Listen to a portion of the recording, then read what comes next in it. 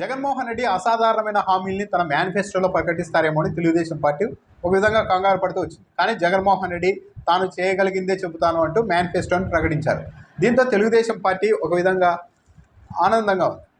తాము సూపర్ 6 ప్రకటించాం, జగన్మోహన్ రెడ్డి మాత్రం నిజాయితీ పేరుతో అక్కడే ఆగిపోయారు, మేమైతే దూసుకెళ్తున్నామన్న ఒక అభిప్రాయంతో వాళ్ళు ఉన్నారు. కాకపోతే చంద్రబాబు నాయుడు ప్రకటించిన ఈ సూపర్ 6 పథకాలు అమలు చేయడం సాధ్యమా కాదా అన్న దానిపై అన్ని వర్గాల్లో కూడా అనుమానం ఉంది.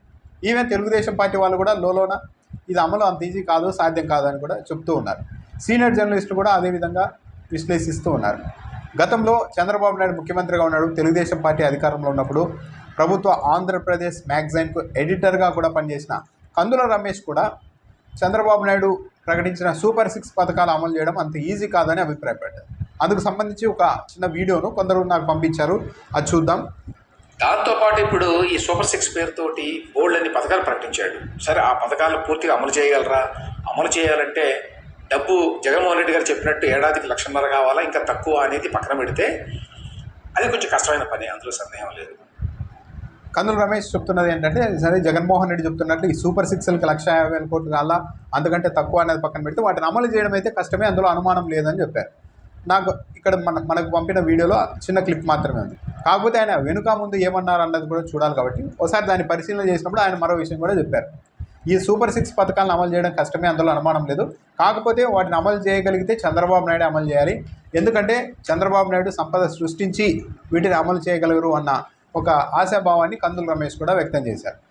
ఇక్కడ గమనించాల్సింది ఏంటంటే, జనరల్గా కూడా అందరూ చంద్రబాబు నాయుడు సంపద సృష్టిస్తున్నారు అంటున్నారు, కానీ గత ట్రాక్ రికార్డులో అలాంటిది ఏం లేదు. సరే, ఇక ముందైనా సంపద సృష్టిస్తారు అని నమ్మితే, ఒకవేళ మనం నమ్మితే మరి ఆ సంపద సృష్టించడానికి ఎంతో కొంత సమయం పడుతుంది, ఏళ్ళు పడుతుంది, సంవత్సరాలే పడుతుంది.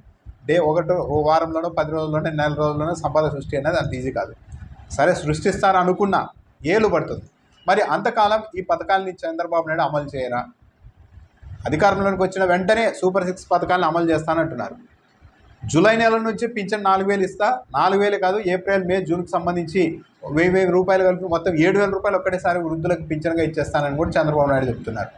ఆర్టీసీ బస్సుల్లో మహిళలకు ఫ్రీ అంటున్నారు.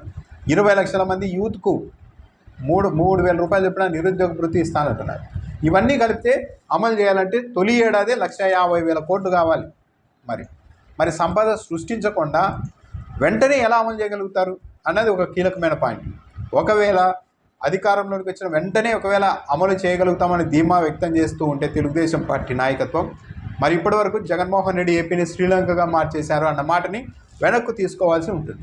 జగన్మోహన్ రెడ్డి ఆర్థిక వ్యవస్థను అంతగా దెబ్బతీసి ఉంటే చంద్రబాబు నాయుడు అధికారంలోకి వచ్చిన వెంటనే తొలి నెల నుంచే ఈ స్థాయిలో పథకాలు అమలు చేయడం కూడా సాధ్యం కాదు కదా.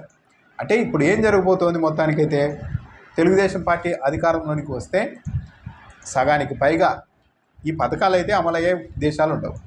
అమలు చేస్తామంటూ కనీసం 2-3 ఏళ్ళు డ్రాగ్ చేస్తారు. గతంలో కూడా అలాగే జరిగింది. ఏది ఈవెన్ అన్నా క్యాంటీన్ల విషయంలో కూడా తీరా ఎన్నికల సమయంలోనే ఆ ప్రాజెక్టును తెరపైకి తెచ్చారు చంద్రబాబు నాయుడు.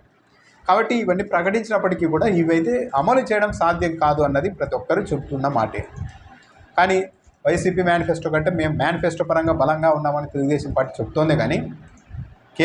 కానీ అమలు విషయానికి వచ్చేసరికి మాత్రం జగన్మోహన్ రెడ్డి ప్రకటించిన పథకాలు అమలు చేయడానికి అవకాశాలు ఎక్కువ ఉంటాయి. టీడీపీ ప్రకటించిన ఈ పథకాలు అమలు చేయడానికి మాత్రం దాదాపు అసాధ్యం.